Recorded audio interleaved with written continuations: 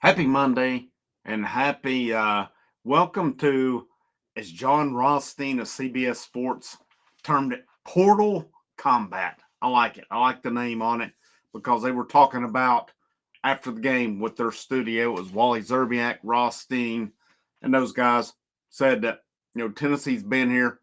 What do you have to do to get over the hump, more or less? We talked about that on the live post game yesterday.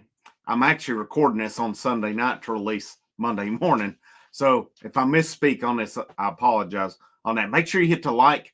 The biggest thing to do, if you can't do anything monetary, I understand, share it out. Share out the content. If you like the content and you have not already, hit that subscribe button for notifications as well. There's going to be a lot of portal stuff coming with so many roster spots to fill for this Tennessee roster. So we're going to dive deep into this right now. I'll try to get as much as I can in here in about 10 minutes, give or take, on that. But obviously, Tennessee loses a lot. They lose Ziegler, they lose Meshack, Gainey, Lanier, Milicic, Dubar. That's 6 guys off his team. You were already short scholarships. You had Cam Carr, who left early.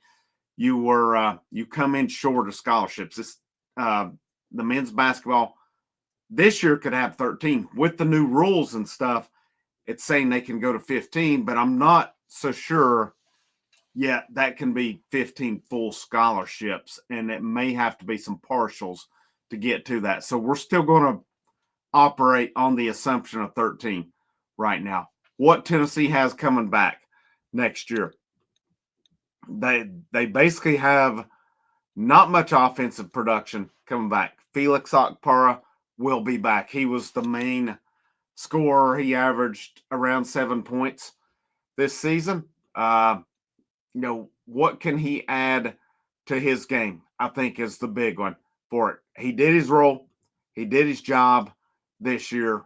And, for 2025, in this Tennessee year, he averaged 6.4 points per game.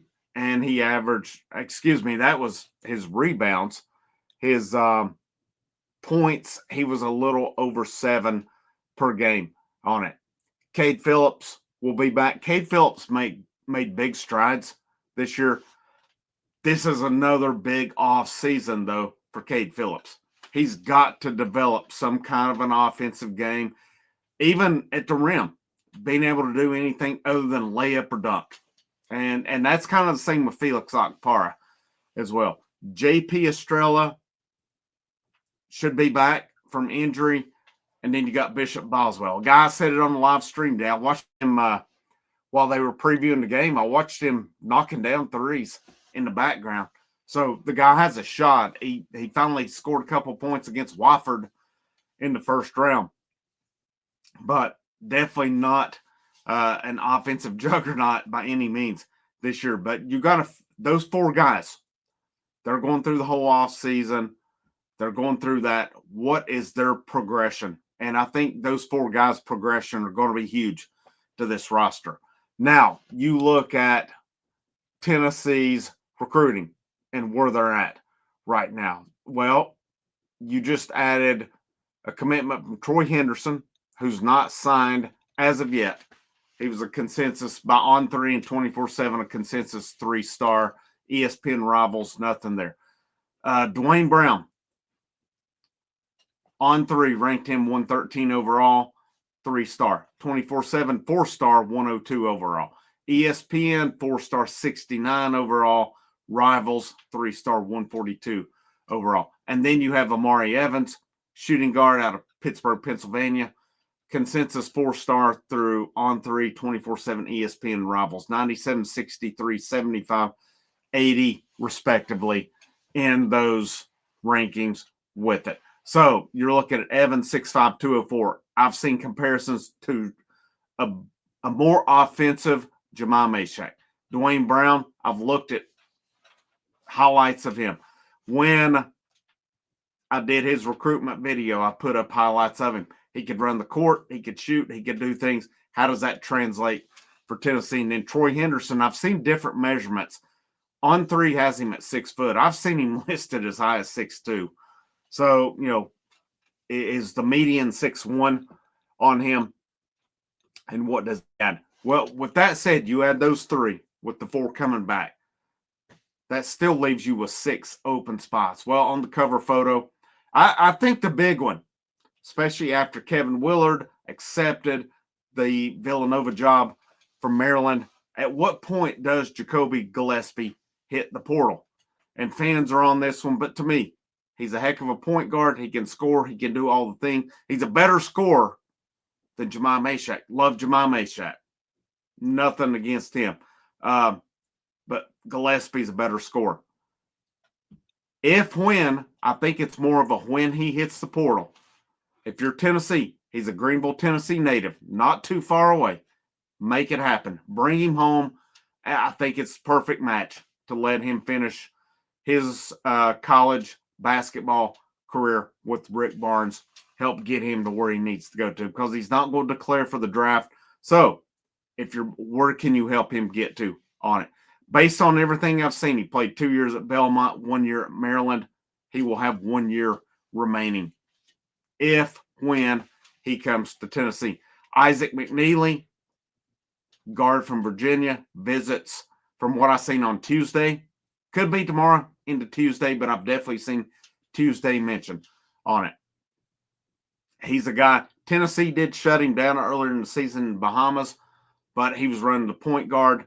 He's more of I need to go back to the comments here at some point and get it and give the listener credit for it. But one of the listeners is has a son at Virginia, watches them, says McNeely would make the perfect kind of catch and shoot guy for Tennessee. He's ranked 6th in the portal here as well. So he's going to be one of the more highly sought after guards in the portal. Can Tennessee finish the deal when he gets to campus? That's going to be the big thing with this as well. You've got to have scoring with it. Jackson, the guard from Indiana, Purdue, Fort Wayne, from everything I've seen, he's setting up a visit here as well. He averaged 19 this year. He's listed as a point guard. I'll be honest, I wonder if he's more of kind of that combo, that shooting guard. Not seeing percentages, anything as far as 3-pointers and such. But if you're Tennessee and you're Rick Barnes, you've got to look at, and we looked at it on the live show tonight. We'll link that at the end. The last 4 years, lost today to Houston. That first half was you were non-existent. I mean, you set a record, not in a good way either. Last year against Purdue, pretty good showing, but it was all Dalton Connect. The difference in that game, Zach Edey did his thing, Dalton Connect did his thing. Purdue's kind of secondary guys were the difference versus Tennessee's. 2 years ago, FAU, Madison Square Garden. We look back on the stats on that. Nobody for Tennessee had over 10 points in that game. You had numerous guys, 6, 7, 8, 9, 10 points. That ain't going to get it done. And the percentages were horrible in that game for Tennessee. You had a perfect path to a Final Four, and you couldn't get it done. We looked at the year before that when Tennessee lost to Michigan in round 32. A lot of similar patterns. Today, I thought Jordan Gainey carried them. Gainey and Chaz Lanier ended up with the same points, but I thought there was a big difference with that. Last year it was Dalton Connect. 2 years ago, Madison Square Garden, nobody carried them. They were all meh along the way. A lot of your guys you were counting on were very mid on that day. Not very good. 3 years ago, lost to Michigan. It was Kennedy Chandler carried that team. I can't remember who it was off the top of my head now to look back. There was one more score at 13 points. The rest of them underachieved in that game. And during that time, a constant was Santiago Vescovi was considered one of your best players. He disappeared in all of those games. With it, Josiah Jordan-James disappeared in those games with it as well. Really appreciate all these guys. But the common denominator is your legacy dudes are disappearing when it counts. Today, Ziegler, I hate it. I hate it because they say when he come out, he went to Rick Barnes and said, "I'm sorry." He doesn't have to apologize. It happens. Um, what they need here, the shooting has been the kryptonite for this team at some point. You don't need to go out and recruit a guy who's a defensive stud but can't shoot a lick. Those days are done. We don't need those anymore. And we desperately need Akpara, Cade Phillips, JP Estrella, Bishop Boswell to have some offense, to develop it in this offseason. I've seen people saying Estrella was a big loss. And I'm not saying he's not, but I've not seen enough of him to see what he's going to contribute to him. Does he have more offense? It was 70 come in. He had a pretty good offensive game. They're going to need it. They're going to need it for sure. You have to hit with this last 6 to 8 roster spots. It's got to be offensive. We need guards who can shoot. We need wings who can shoot.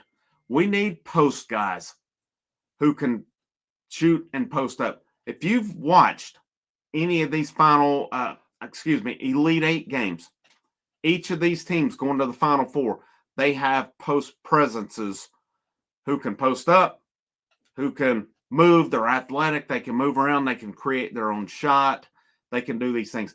Houston wore Tennessee out yesterday with their athleticism, with being able to make things happen around the basket. Tennessee does not have that person. They say Tennessee will want a stretch 4. Igor Milicic was that guy, and something happened along the way with him. If you're Tennessee, I don't know what numbers are going to look like as far as NIL and those things. You have absolutely got to go out and crush this portal. I have no doubt that Rick Barnes will get these guys to blend together, that they'll mesh and all these things. I mean, you look at how many transfers he brought in this year, and they meshed. You had that leadership. You're not going to have it next year. You have Para, Phillips, Estrella, Boswell. They're not Meshack. They're not Ziegler. They're not Jordan Gainey. They're not these guys. So you're going to have a little bit more of a challenge in meshing these dudes. But at the same time, if there's a guy who can do it, it's Rick Barnes. And when Gillespie hits the portal, you got to make it happen. McNeely, when you get him on campus on Tuesday, you got to try to lock that one down if possible. He's going to have a lot of suitors. I've seen the Basilio crowd say there's guys in line waiting to come to Knoxville. We're going to see. We're going to see. But I can tell you this now. The day and age of the one-dimensional guys is not going to get you over the top. They just can't. There's too many times this year we saw 2 to 3 guys on the court who were not an offensive threat unless they were left open under the basket or something. We need guys who can create their shots. We need guys who can, if one guy has an off night, we need others who can carry them. Last 2 years, Dalton Connect, Chaz Lanier, your 2 main guys out of the portal. But how they, formed around them, it was more secondary guys. You're going to have to go big again. If you want to get to that Final Four, Rick Barnes said, the good Lord made that decision for him to get fired at Texas. I can't remember that exact quote, and come to Tennessee. Rick Barnes is the greatest coach in Tennessee basketball history. To cement his legacy, he's got to get to a Final Four, though. What are you going to do to get to a Final Four? There's players out there. How aggressive are you going to be to make it happen? Because you're going to have to meet some NIL demands. There's no doubt about it. But there's going to be more. There's going to be more coaching changes. There's going to be more teams. You're down to 4 teams left in this. Will there be guys from any of those 4 hit the portal after their run's over? Possibly. But where are you at? That's the Rick Barnes. That's where we're at. You need, to me, at least a couple guys that can carry the handle the ball. You need multiple shooters, wings, post guy. You need a lot. You need a lot because if you look at the 7 guys coming back right now, including the signees / recruits, it's kind of scary. That's a bottom of the league team right now. And that's nothing against those guys. They're going to be big time parts of this team next year. They need more around them. So portal combat, it's on. Thank you guys so much for tuning in. Hopefully next year when we get to basketball, we can amp up even more basketball coverage along the way. Our basketball coverage is second to none now as far as the YouTube game goes, but we can be better along the way also. Guys, have a great rest of your Monday. This is Frank. This is the House of Orange. Win, lose, or draw, it's always a great day to wear the orange.